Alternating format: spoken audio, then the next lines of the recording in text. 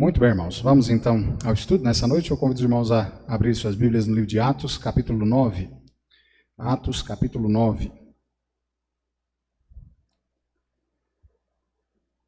medida que os irmãos forem encontrando, se coloquem de pé aí. Nós vamos fazer a leitura do verso 32. Vamos ler o 31 também, né?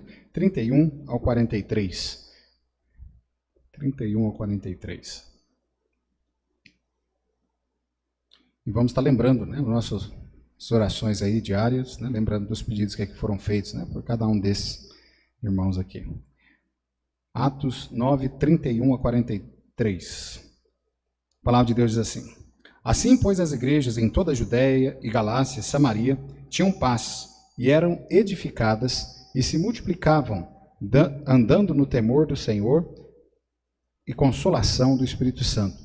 E aconteceu que, passando Pedro por toda a parte, veio também aos santos que habitavam em Lida, e achou ali certo homem chamado Enéas, jazendo numa cama havia 8 anos, o qual era paralítico. E disse-lhe Pedro: Enéas, Jesus Cristo te dá saúde, e levanta-te, e faze a tua cama. E logo se levantou. E viram todos os que habitavam em Lida e Sarona, os quais se converteram ao Senhor. E havia em Jope uma discípula chamada Tabita, que traduzido se diz Dorca. Essa estava cheia de boas obras e esmolas que fazia. E aconteceu naqueles dias que, enfermando ela, morreu, e tendo-a lavado, a depositaram num quarto alto. E como Lida era perto de Jope, ouvindo os discípulos que Pedro estava ali, lhe mandaram 2 homens, rogando-lhe que não se demorasse em vir ter com eles. E levantando-se Pedro, foi com eles, e quando chegou, o levaram ao quarto alto, e todas as viúvas o rodearam, chorando e mostrando as túnicas e roupas que Dorcas fizera quando estava com elas. Mas Pedro, fazendo sair a todos, pôs-se de joelho e orou, e voltando-se para o corpo, disse: Tabita, levanta-te. E ela abriu os olhos, e vendo a Pedro, assentou-se. E ele, dando-lhe a mão, a levantou, e chamou os santos e as viúvas, apresentou-lhe a viva. E foi isso notório por toda Jope, e muitos creram no Senhor. E ficou muitos dias em Jope, com um certo Simão curtidor. Oremos. Santíssimo Deus, obrigado, ó Pai, pela leitura da Tua palavra, que o Senhor fale aos nossos corações, e que o Senhor use, ó Pai, esse miserável servo do Senhor nas Tuas santas mãos. Ó Pai, ainda pedimos ao Senhor, pela misericórdia e sua graça, sobre cada um dos pedidos que aqui foram feitos nesta noite. Que o Senhor, ó Pai, os conceda a cada um daqueles que fizeram, a cada um de nós, segundo a Tua vontade, segundo o Teu querer. É em nome de Jesus é que nós te pedimos, te agradecemos, com o perdão dos nossos pecados. Amém. Podeis sentar, irmãos? Muito bem, nós queremos falar aqui nessa noite, né, sobre o Evangelho e o sofrimento humano. O Evangelho e o sofrimento humano.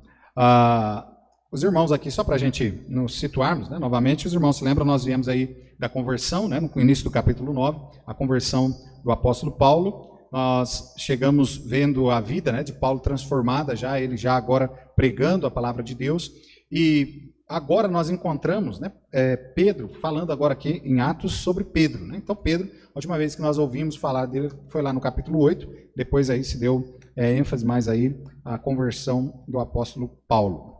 E os irmãos se lembram que durante todo o tempo, né, que nós estamos vindo estudando, a gente sempre viu a igreja, né, passando por perseguições, passando ali por problemas, né, momentos de aflição mesmo que se deram sobre a igreja de Cristo Jesus. Agora no verso 31, que nós vimos na semana passada, nós falamos inclusive, né, sobre a paz agora que tem sobre a igreja, até mesmo porque Deus, né, e foi obra de Deus mesmo, tirar, né, aquele perseguidor, aquela perseguição de sobre a igreja, amém, irmãos? Fazendo com que Paulo, né, se convertesse. Então, basicamente a igreja, não é que ela estava completamente em paz, mas havia uma paz agora bem melhor do que estava antes com a perseguição a qual vinha sobre ela.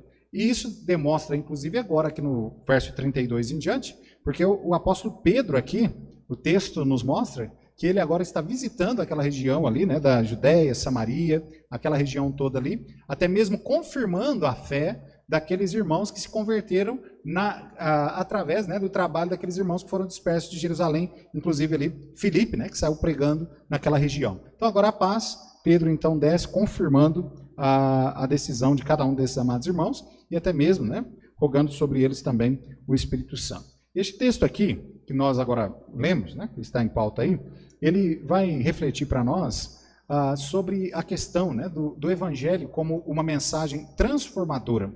E o Evangelho é uma mensagem transformadora em todos os âmbitos da nossa vida que a gente for olhar. Tanto na questão, né, como nós pegamos de primeira aqui para exemplificar, a questão da salvação. Amém, irmãos? Que na salvação, né, o Evangelho, a mensagem salvadora de Cristo Jesus, ele já nos salva, já nos livra do pecado ali, né? Nós temos os nossos pecados perdoados, nós somos tirados da condenação, agora nós passamos a ter, né, um lugar diante da presença de Deus nos céus e não mais no inferno, como nós estávamos andando em perdição. Então há ali uma transformação de posição. Antes nós éramos perdidos, né, estávamos indo para o inferno, agora por aceitar a Cristo Jesus, né, pela pregação do Evangelho, nós mudamos a nossa posição naquilo que se diz no âmbito espiritual, que então agora nós somos salvos e estamos já, aos olhos de Cristo, no céu. Amém, irmãos? Olha que maravilha, né? Aos olhos de Cristo, nós já estamos lá na glória. Amém? Glória a Deus por isso. Mas também ele faz, né, uma transformação em todo o nosso ser. Nós, quando nós entregamos a nossa vida ao Senhor Jesus Cristo, nós tínhamos ali uma vida realmente aprisionada, né, pelo pecado, pelos desejos, né, da carne, pelas coisas deste mundo, e depois então da salvação de Cristo Jesus vir ao nosso coração, a nossa vida ela foi transformada. E aí então, o texto aqui, ele não só diz que o Evangelho tem esse poder, né, salvífico, esse poder transformador, como também ele coloca aqui que o Senhor Jesus Cristo, né, a palavra de Deus, ela também é poderosa para curar o homem. Amém, irmãos? É poderosa para curar o homem e também para dar a vida ao homem. Amém ou não? Então, olha só, o Evangelho realmente é um poder, né, de Deus, como Paulo diz lá em Romanos capítulo 1, verso 16, é o poder de Deus mesmo, para a salvação de todos. Realmente há poder no Evangelho, há poder em Cristo Jesus. Amém? Quando nós olhamos no livro de Atos, nós vamos vendo vários milagres acontecendo também no livro de Atos, e a gente tem que ter na nossa mente, né, que esses milagres que foram operados, e até hoje Deus ainda faz milagres, amém, irmãos? Mas esses milagres sempre eles têm como objetivo, né, glorificar a Deus, sempre chamando a atenção daqueles que estão à sua volta, obviamente, para o poder de Deus, para que as pessoas vejam realmente quem é Deus, né, o poder, o nome do Senhor Jesus Cristo tem. E não foi diferente aqui, nesses dois casos que nós vamos ver nessa noite, falando, né, sobre Enéas e também sobre Dorcas. Deus, ele revelou, né, o seu poder ali sobre cada um desses dois casos. Agora, há três questões aqui de introdução que nós devemos nos ater quando nós falamos sobre o Evangelho e o sofrimento humano. O Evangelho, o próprio Cristo, né, ele se ligou bastante nessa questão do sofrimento humano, o próprio Deus. Até mesmo porque se Deus não tivesse olhado para aquilo que é e que seria o sofrimento do homem, Deus então não se compadeceria e logo nós também não teríamos a salvação. Então Deus ele olha sempre, ele está olhando para o sofrimento do homem. Desde lá de trás, né, quando o homem caiu em pecado, Deus já estava olhando e ele já, até mesmo de antemão, já sabia, né, antes de criar o homem, ele já sabia que o homem iria pecar, que o homem iria cair, e ele já sabia também o que seria o final do homem se ele não intervisse, que era justamente a punição eterna. Seria o homem, a raça humana, ser lançado no inferno, sofrer as penúrias do inferno pela eternidade. Mas Deus ele olha para o sofrimento humano e ele se compadece do sofrimento humano. Amém, irmãos? Nós vemos isso, né, aqui no texto. Olha comigo aí rapidinho, no texto qual nós lemos. Nós vemos aqui Jesus, né, ele olhando, aqui a palavra de Deus, né, mostrando através de Pedro. Pedro aqui olhando a condição daquelas pessoas e Deus também, Pedro também, né, se compadecendo daquelas pessoas. A exemplo de Deus, que olhou para a nossa situação, ele então olhou para a nossa condição e ele também se compadeceu de nós. Olha o versículo 33, né, do nosso texto aí, o verso 34, diz assim: e achou ali certo homem chamado Enéas, jazendo numa cama havia 8 anos, o qual era paralítico. Veja que Pedro, né, exemplo de Deus, ele olha para a situação de Enéas. Enéas está naquela cama, provavelmente, né, com certeza ali enfermo, e agora há 8 anos ele já está passando ali naquela situação, paralítico, e Pedro então olha para essa situação, para essa situação, e ele realmente se compadece, e ele demonstra compaixão para com a vida de Enéas. E aí a gente vê no verso 34, né, diz assim, e disse-lhe Pedro, Enéas, Jesus Cristo te dá saúde, levanta-te e faze a tua cama, e logo se levantou. Então veja a condição, né, de Enéas e a compaixão a qual Pedro demonstra para com Enéas. Olha também no outro caso, né, no caso de Dorcas, também a mesma questão. Pedro olha para a condição ali e ele também se compadece. Olha o versículo 37, né, diz assim, e aconteceu naqueles dias que, enfermando ela, morreu, e tendo-a lavado, a depositaram num quarto alto. Os irmãos se lembram aí da leitura, a história também bem conhecida. Dorcas aqui agora havia ficado doente, havia morrido, e ali aqueles irmãos ali, os santos ali naquela região, eles estão com grande pesar, justamente porque aquela irmã era uma irmã que era uma bênção para eles. Inclusive para a questão social, né? Aquela irmã tinha um coração enorme. E o texto deixa isso bem claro, né? Ela fez, inclusive, várias vestes para as pessoas. E ali, quando Pedro chega ali, a chamado, né, dos discípulos daquela região, Pedro chega ali e ele entra lá no quarto e logo, né, aquelas mulheres viúvas, aquelas pessoas que foram ajudadas por Dorcas, estão ao redor dele mostrando, né, tudo aquilo que ela fez, realmente mostrando o grande coração a qual Dorcas tinha. Ou seja, né, Dorcas demonstrava realmente empatia para com o próximo, ela demonstrava o amor para com o próximo, e é justamente isso, né, o segundo grande mandamento que o Senhor Jesus Cristo nos deu. Primeiro, amar a Deus acima de todas as coisas, amém, irmãos? E o segundo, amar o próximo como a nós mesmos. E Dorcas mostra isso através da sua vida. Então veja, ali, aquelas pessoas ali em volta de Pedro mostrando tudo isso, e Pedro se compadece não só, né, da questão da irmã Dorcas ali ter falecido, porque dela, vamos dizer assim, nem precisaria se compadecer, porque ela estava num lugar muito melhor, amém, irmãos? Mas ele se compadece justamente da tristeza daqueles irmãos ali ao redor, e ele então ora, né, clamando a Deus para que Deus faça uma obra maravilhosa. Então veja, a condição ali era sofrimento humano mais uma vez, e agora a compaixão demonstrada no verso 40, né, onde diz assim, mas Pedro, fazendo sair a todos, pôs-se de joelhos e orou, e voltando-se para o corpo disse, Tabita, levanta-te, e ela abriu os olhos. Então veja, irmãos, a obra, né, ali maravilhosa, a qual é feita, não por Pedro, mas pelo próprio Senhor Jesus Cristo, amém, irmãos? Mas Pedro havia aprendido muito bem com o mestre, porque Jesus era aquele também que olhava para o sofrimento humano e ele sempre se compadecia.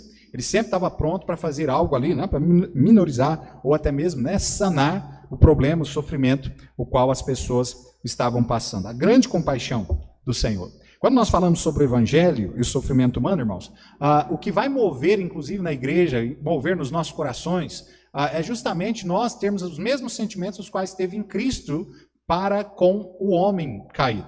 E Cristo, o sentimento, né, de Cristo, de Deus para conosco, foi justamente esse: olhar para a nossa situação, a nossa condição, e então se compadecer de nós. Quando nós falamos sobre o evangelho, nós temos de ter um coração assim, um coração que olha para aquelas pessoas, para o sofrimento das pessoas e se compadece dessas pessoas. Amém, irmãos? Quando nós olhamos para um perdido, o que deve vir à nossa mente, ao nosso coração, é justamente que essas pessoas perdidas, elas estão numa condição ruim, uma condição péssima.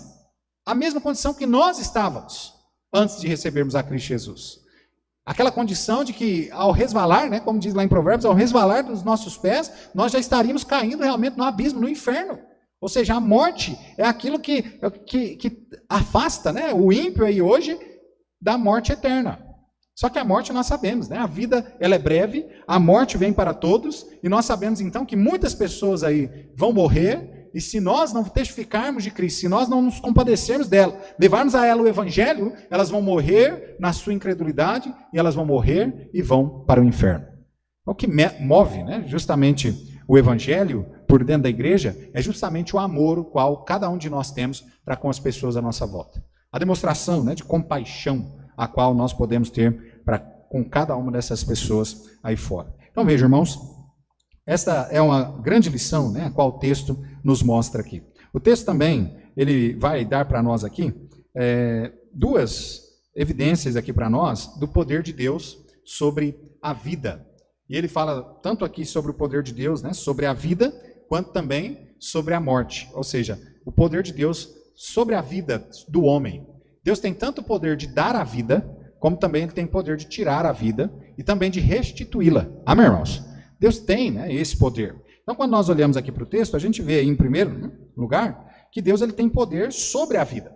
Veja que Enéas estava passando ali já um período ruim na sua vida, paralítico já por 8 anos, mas veja que aquilo não era o final. Ainda que naquela época, né, a medicina não era tão avançada como hoje, mas aquela situação de Enéas, provavelmente, né, ele já tinha tentado alguns recursos ali na época e nada tinha acontecido de melhora naquele quadro. Mas Deus, né, ele olha para aquela situação ali e Deus então faz com que venha o sentimento, né, de compaixão realmente na vida do apóstolo Pedro, para que o apóstolo Pedro então vá até aquele homem e também, né, tire aquela dor dele, tire aquele sofrimento dele, porque afinal Deus é um Deus de compaixão. Amém, irmãos? Deus é um Deus de compaixão. Então o milagre acontece ali na vida de Enéas. Enéas então é curado, mas Enéas não foi curado pelo poder de Pedro. Amém ou não?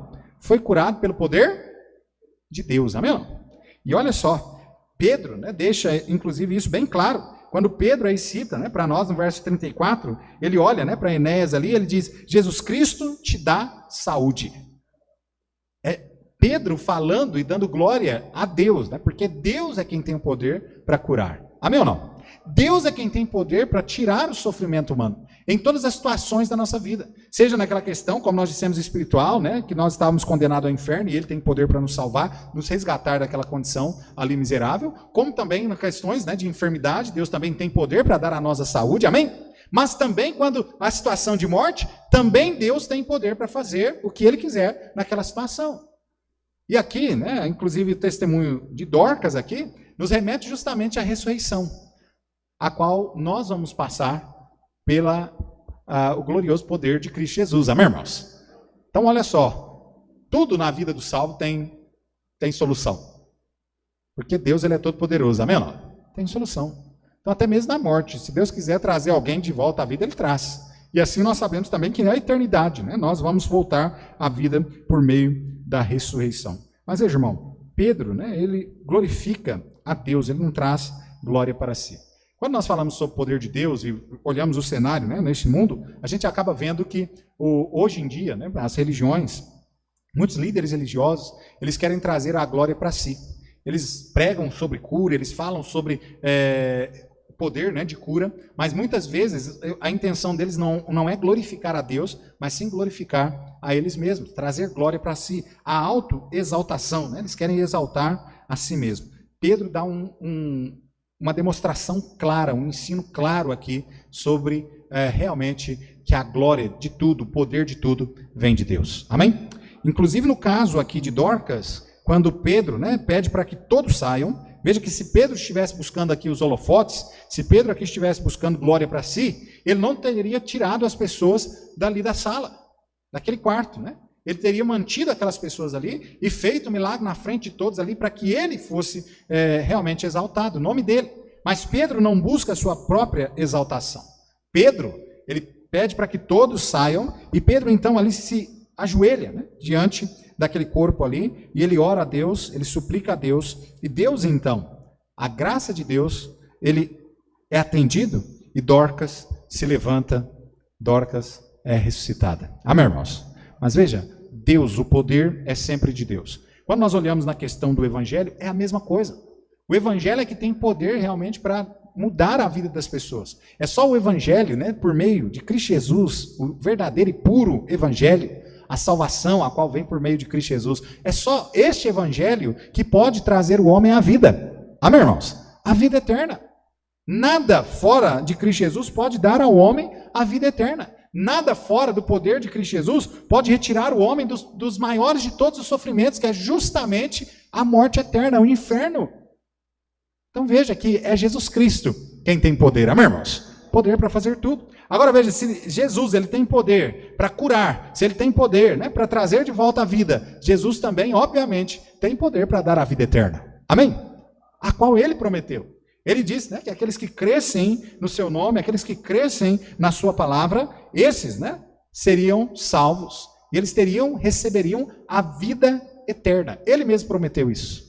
Nós cremos em Cristo Jesus, amém, irmãos? Nós entregamos a nossa vida ao Senhor Jesus Cristo. Nós recebemos dele já a salvação. Nós já tivemos também o pior dos sofrimentos humanos sendo retirado de nós, por meio do Evangelho de Cristo Jesus. Então o Evangelho, né, o poder que há em Cristo Jesus é que retira o sofrimento, né, de verdade da vida do homem.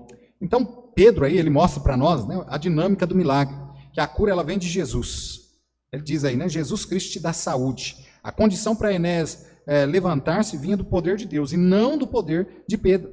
Também, na dinâmica do milagre aí, Pedro mostra, né, que é necessário a fé em Cristo. Em Cristo. Não é a fé em Pedro.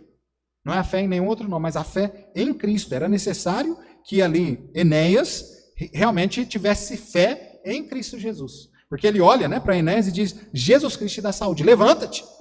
Levanta-te. E se Enéas, né, não tivesse depositado a sua fé em Cristo, obviamente ele nem buscaria levantar.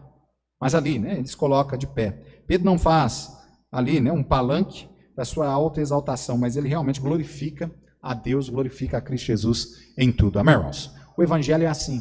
O Evangelho, ele tem poder. Todo o poder. Amém, irmãos? Só que o Evangelho não é para ser para a nossa glória, mas sim a glória deve ser a quem de fato, né, é devido e a Cristo Jesus. Amém? Então Deus ele tem poder sobre a vida. Deus também tem poder sobre a morte.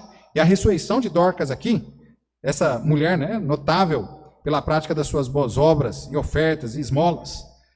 Esta mulher, né, que realmente era uma bênção ali na região a qual ela vivia, que era inteiramente dedicada, né, à beneficência das pessoas, à ajuda ao próximo, ela também cuidava, né, especialmente ali das viúvas. E esta mulher, ela é também o fruto, né, aqui de uma demonstração do poder de Deus sobre a morte. Então, olha só, se nós podemos classificar, né, o pior de todos os sofrimentos, de todos os males que vêm sobre o ser humano, é obviamente que é a morte.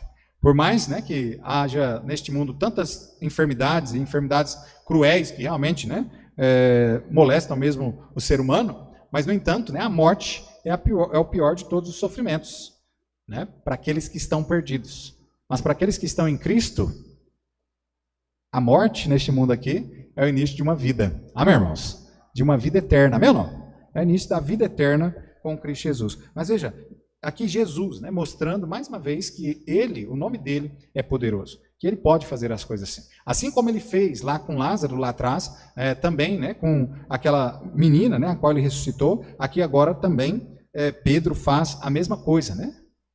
A mesma coisa. Assim como o filho, né, da viúva de Naim, Jesus ali ressuscitou aquele menino, assim agora Pedro também faz, demonstrando mais uma vez o poder de Deus. Amém, irmãos? Então veja que o Evangelho ele está estreitamente ligado, né, com o sofrimento humano. Aquilo que vai estancar o sofrimento humano é, obviamente, o Evangelho da graça salvadora de Cristo Jesus. Amém, irmãos? Só Jesus é que é a solução realmente para o sofrimento humano. Só Ele mesmo. Não há, né, outra coisa que possa ser ali a terminar, né, com o sofrimento humano. Então nós veremos aqui hoje à noite, né, Deus assim nos ajudando, sobre pelo menos 3 requisitos aqui para a mudança, né, que o Evangelho produz no ser humano. O primeiro requisito aí é que nós precisamos entender que as razões, né, para o sofrimento humano. Nós vimos aí no versículo 33 e também no versículo 37, nós vemos aí o sofrimento, né, de Enéas e também o sofrimento de Dorcas. Agora, irmãos, é certo que o sofrimento ele vem sobre a vida de cada um de nós. Amém ou não? Todos nós aqui já sofremos, todos nós aqui já passamos por alguma situação difícil na nossa vida. Seja ela na questão, né, da perca, como nós mencionamos hoje aí, né, a irmã Margarida, né, perdendo um ente querido, a família toda aí, nesse momento de período de enlutamento, né, um período triste na vida, como também em momentos, por exemplo, de enfermidade que nós passamos também, algumas enfermidades que realmente são cruéis até mesmo conosco, né, que nos tira todas as forças mesmo, que nos causa, né, tamanho sofrimento aí, mas também há, né, sofrimentos que vêm sobre a nossa vida também, que são sofrimentos, às vezes, por questões, né, de emocionais, né, por algum problema no relacionamento que tivemos. O ser humano sempre está sofrendo por alguma coisa. Não é diferente na vida do cristão. Mas nós precisamos entender as razões desse sofrimento. E o sofrimento pode ser variadas as razões aí pelas quais ele vem na nossa vida. Mas a primeira causa do sofrimento na vida do crente é justamente o pecado. Se não fosse o pecado, se não fosse, né, Adão e Eva ter caído lá no Éden, né, se não fosse ali aquilo, nós não sofreríamos nada. Amém, irmãos? O sofrimento é fruto do pecado na raça humana. Por isso que nós nos encontramos muitas vezes em meio, né, do sofrimento. É justamente por conta do pecado lá atrás. E esse pecado passou a cada um de nós. Vindo assim o pior de todos os sofrimentos, como nós já dizemos aqui, que é a morte. O homem, né, morre justamente por conta do pecado lá de trás. O homem está preso, né, a esta questão, um dia morrer justamente por conta do pecado que foi cometido lá atrás. Também outra razão para o sofrimento humano, muitas vezes é a disciplina. Por conta de algum pecado, né, que nós cometemos e que Deus até deixa vir sobre nós algum tipo de sofrimento para que a gente aprenda, ou para que a gente se arrependa, melhor dizendo, e torne, né, para Deus, abandonemos aquele pecado, né, arrependidos ali. Também o sofrimento vem nas nossas vidas, algumas vezes, por conta da provação de Deus. Deus nos prova, e uma das maneiras às quais Ele nos prova é deixando vir sobre nós o sofrimento, para que realmente nós possamos, né, crescer, inclusive, espiritualmente. A aprovação, né, que vem de Deus, ela vem justamente com esse é o objetivo, é de nos fazer crescer. Amém, irmãos? Então, até mesmo nesse período, né, que nós estamos enfrentando no mundo, esta enfermidade e tudo mais, é um período que nós temos visto, inclusive, eu creio nisso, né, é um período que Deus tem dado para nós para realmente nos provar a fé. Para que ver se realmente, né, nós vamos permanecer firmes com ele até o fim. Ou se nós vamos ao pequeno, né, sinal de problema, nós já vamos abandonar a nossa fé, nós já vamos, né, nos esconder. Quando, na verdade, né, nós deveríamos ser o povo mais valente a enfrentar os problemas. Amém, irmãos? A enfrentar as dificuldades. Porque nossos problemas são só nessa vida. Amém ou não? Depois dessa vida aqui, o que nos resta, né, é alegria mesmo, é paz. Então os sofrimentos na vida do crente são só momentâneos, ok? Então, amados, o sofrimento muitas vezes vem na nossa vida por questão de Deus, né, estar nos provando. Eu acredito que essa pandemia, né, tem sido a provação de Deus sobre as nossas vidas. Também, muitas vezes, a razão aqui é que é plano de Deus sobre as nossas vidas. O plano dele é esse aqui e vai passar, né, por sofrimento. E pronto, acabou. A gente não discute, a gente só passa por aquilo, né? E busca passar de pé. Amém, irmãos? Busca passar sendo fiel ao Senhor. O sofrimento é consequência, né, da real necessidade do homem. Então, o sofrimento é a consequência, né, daquilo que nós estamos passando mesmo, daquela situação a qual nós estamos enfrentando. Veja lá, Enéas, né? Havia um sofrimento real ali. Sofrimento de alguém que estava acamado já há 8 anos. Se você já esteve, né, no hospital e já viu pessoas que estão acamadas há muito tempo, você sabe, né, o quanto uma pessoa sofre. Às vezes a gente pensa assim, não, mas só está deitado na cama. Você está deitado na cama com saúde, podendo se levantar, é uma coisa. Agora, enfermo é outra. Quando você não consegue se levantar, né? Há pessoas que, por conta de muito tempo no leito ali, começa, né, a ter ferida no corpo todo. A pessoa começa a sentir, né, uma dor enorme. Precisa muitas vezes de usar, né, um colchão, né, especial para que não cause nenhum tipo de problema ali na pele e tal. Então há um sofrimento, né, por trás de tudo isso. Não é, né, como a gente, eu quero descansar, quero ficar, né, o dia todo na cama. Quando você está com saúde é uma coisa. Quando você está enfermo, né, vai ficar muito tempo na cama, é outra coisa. Então veja, amado, o sofrimento é o fruto, né, a consequência real da necessidade do homem. Veja que aqui Pedro, ele vê também no caso, né, de Dorcas, a mesma questão, o sofrimento real do povo em volta. A tristeza a qual aqueles irmãos ali estavam sentindo. Lembra Jesus quando ressuscitou Lázaro? Ele também olha para o real sofrimento daquele povo ali, e era justamente isso. Lázaro estava bem. Lázaro estava com Deus, né? Lázaro estava bem, estava no descanso. Mas agora, no entanto, né, aquelas pessoas, né, Maria, Marta, sua irmã e os demais ali, né, estavam sofrendo. E Jesus, inclusive, né, lá no texto diz que Jesus, inclusive, chora, e ele chora justamente por ver, mais uma vez, a compaixão, né, de Jesus ali, por ver o sofrimento daquelas pessoas. E comove, né, o coração de Cristo Jesus a ponto dele ir lá e ressuscitar a Lázaro. Então veja, amado, o sofrimento é consequência, né, de real necessidade. O sofrimento também contrapõe-se, né, ao curso natural da vida. Não é assim? Na nossa mente, pelo menos, a gente acha que não, o curso natural da vida é você nascer e você viver com saúde, a vida toda é esse mesmo o curso natural da vida? Na nossa mente é, mas essa não é a realidade, né? Por conta do pecado, o curso natural da vida não se segue. O pecado acabou trazendo, né, malefícios aí. Então, aí o homem enfrentando, né, problemas de saúde, enfrentando outros problemas aí, e a vida não é aquele mar de rosas, justamente por conta do pecado. Então, o sofrimento contrapõe aí o curso natural, né, da vida. Aquele homem estava na cama, aquela mulher estava no seu leito ali de morte, né, prestes a ser até mesmo enterrada, estava sendo ali o curso, né, quebrado. Nós fomos criados por Deus para vivermos eternamente. Amém, irmãos? O natural da nossa vida é isso. Esse é o caminho natural do homem mesmo. O homem tem um começo, mas ele não tem fim. Amém, irmãos? Não tem fim. O curso natural era esse. O homem foi criado, nós nascemos nesse mundo para viver eternamente. O curso natural era vivermos eternamente com Cristo Jesus. Vivermos eternamente, né, nessa terra ali perfeita, sem pecado, sem nada. Mas o pecado acabou atrapalhando. O pecado acabou, né, destruindo o curso natural da nossa vida. E o homem hoje, né, ele morre. Ele morre. Materialmente falando. Mas espiritualmente ele continua vivo. Ou ele está vivo com Cristo por ter entregue a sua vida a Cristo Jesus, ou ele vai estar vivo, né, espiritualmente lá no inferno sendo atormentado. Mas o homem é um ser eterno.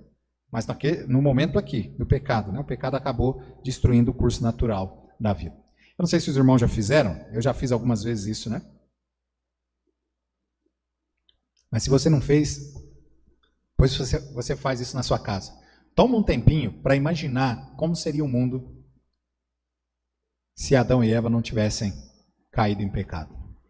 Tenta imaginar como seriam as nossas vidas se o pecado, né, não tivesse entrado no meio. E a gente acaba, né, ficando realmente vislumbrado, né, como seria a nossa vida. A Bíblia, inclusive, nos relata um pouco, né, de como será a nossa vida após sermos tirados deste mundo, recebermos nosso corpo glorificado, não termos mais a presença do pecado sobre nós, e a Bíblia mostra, né, que vai ser realmente maravilhoso. Amado, há razões, né, para o sofrimento. O segundo requisito aí é que nós também devemos, né, entender e conclamar a mudança de status sobre a nossa vida. A mudança, né, do sofrimento para a alegria. O Evangelho ele faz isso. Ele tira o homem do sofrimento e traz o homem à alegria. Amém, irmãos? É isso que o Evangelho faz. Por isso que o Evangelho, né, está estreitamente ligado com essa questão do sofrimento humano, porque ele é a solução, ele é o que sana, ele é o que faz, né, o contraponto, né, do sofrimento. Então, o segundo requisito aí é isso, conclamar, né, a mudança do status. Lá no verso 34 e no verso também 40, nós vemos isso. Aquela condição daquelas duas pessoas, né? Tanto Enéas, que foi mudado, foi curado, quanto também Dorcas, que também veio a ser ressurreta. E aquilo que era a tristeza, né, o choro daquelas pessoas que estavam ali, acabou se transformando em alegria. Então, a mudança do status, sai-se do sofrimento e vence a alegria. A mudança de status aqui é originada pelo próprio Jesus Cristo. Amém, irmãos? É Ele quem muda a situação, tanto na vida de Enéas quanto na vida de Dorcas. Só que também é Ele quem muda a situação das nossas vidas. Foi Ele quem mudou, amém ou não? Quantos aqui, né, de nós que estávamos aí vivendo uma vida miserável mesmo, sem Deus? Todos nós, né? Sem Deus, estávamos vivendo uma vida miserável. Alguns, aparentemente, ao olhar humano, talvez até mais miseráveis que outros, né? Alguns nos vícios das drogas, alguns, de repente, na prostituição, outros, né, que estavam ali com seu casamento basicamente destruído. E quando, então, né, tem um encontro com Jesus ali, quando se rendem aos pés do Senhor Jesus Cristo, recebe dele a salvação, recebe dele também a transformação de toda a vida. Amém, irmãos? Aquilo que era choro se transformou em alegria. Amém ou não? É isso que o Evangelho faz. O Evangelho faz a mudança, né, de status sobre a nossa vida. O Evangelho também muda, né, os status e é imediato e completa essa mudança. Quando nós cremos em Cristo Jesus, isso é imediato. Amém, irmãos?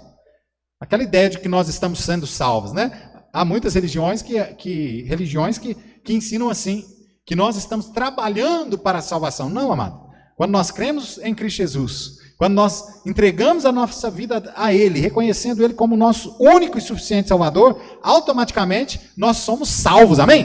O nosso estado é mudado por completo, imediatamente. Nós somos tirados lá do inferno e colocados ao céu da presença de Deus. Amém, irmãos? É imediato a mudança. A alegria que vem no nosso coração, não é assim?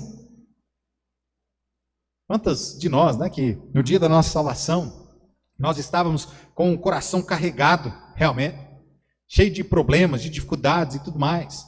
Talvez até alguns, né, entrando em depressão, mas o dia que entregou a sua vida ao Senhor Jesus Cristo, né, aquilo tudo é tirado fora. Toda aquela carga, todo aquele pesar é tirado por Cristo Jesus, Ele leva tudo.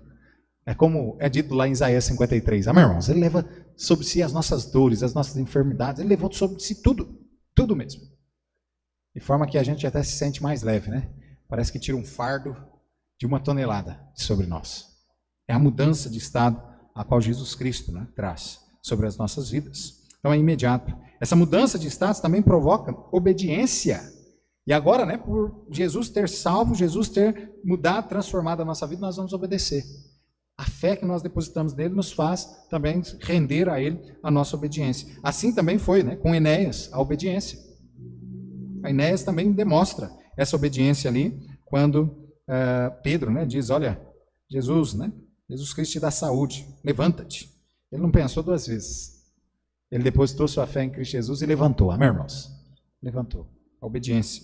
E por fim, irmãos, o terceiro requisito que nós encontramos aí é colher, né, as bênçãos decorrentes justamente desta mudança a qual o Evangelho, a qual Cristo Jesus opera sobre as nossas vidas. Tanto aí no verso 35, né, quanto também no verso 42, nós vemos uma bênção maravilhosa que ocorreu. Porque as pessoas que estavam ali ao redor, tanto de Enéas quanto de Dorcas, ao ver o poder de Deus, a transformação a qual Deus operou sobre a vida deles, aquelas pessoas também creram em Jesus Cristo. Amém, irmãos? Olha a maravilha, né, que ocorre. O Evangelho é assim.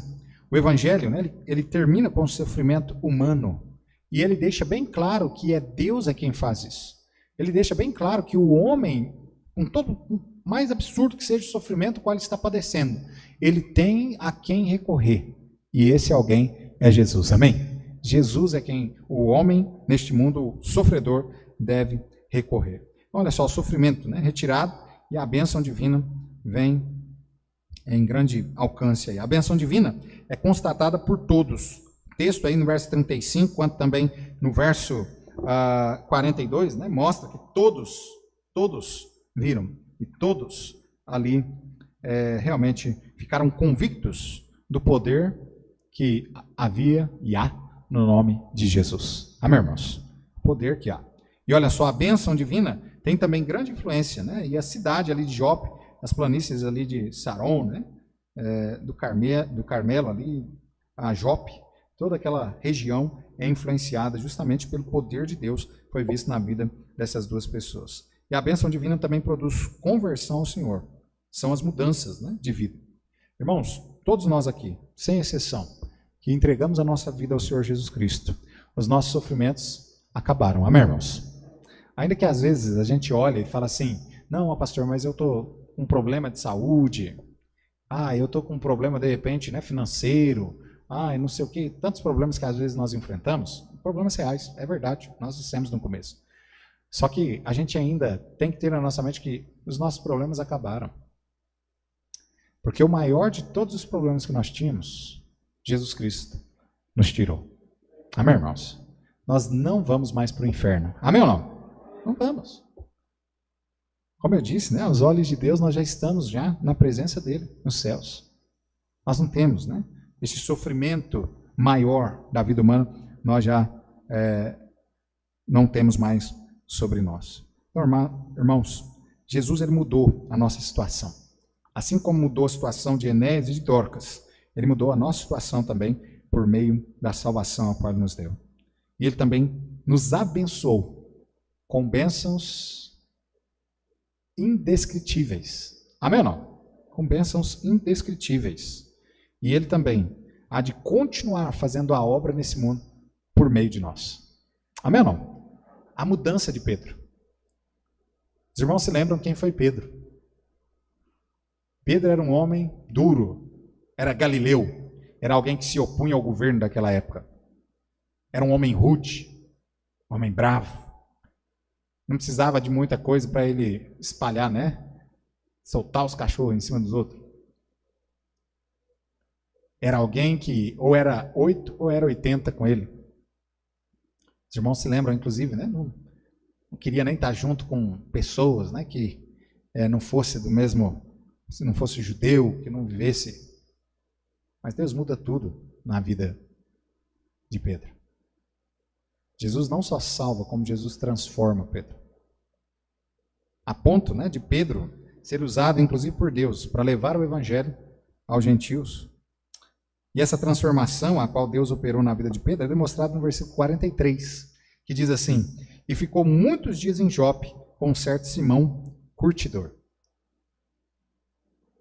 O curtidor, aqui os irmãos sabem, né? Um curtidor de couro.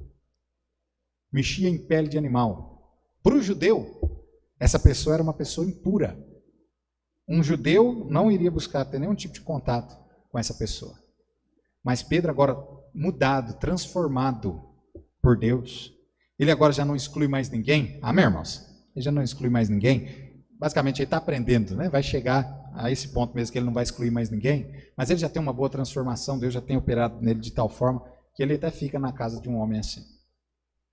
Então, amado, o evangelho, ele salva, ele transforma, ele liberta, ele acaba com o sofrimento humano. Amém, irmãos? Vamos colocar de pé, nós vamos orar, encerrando.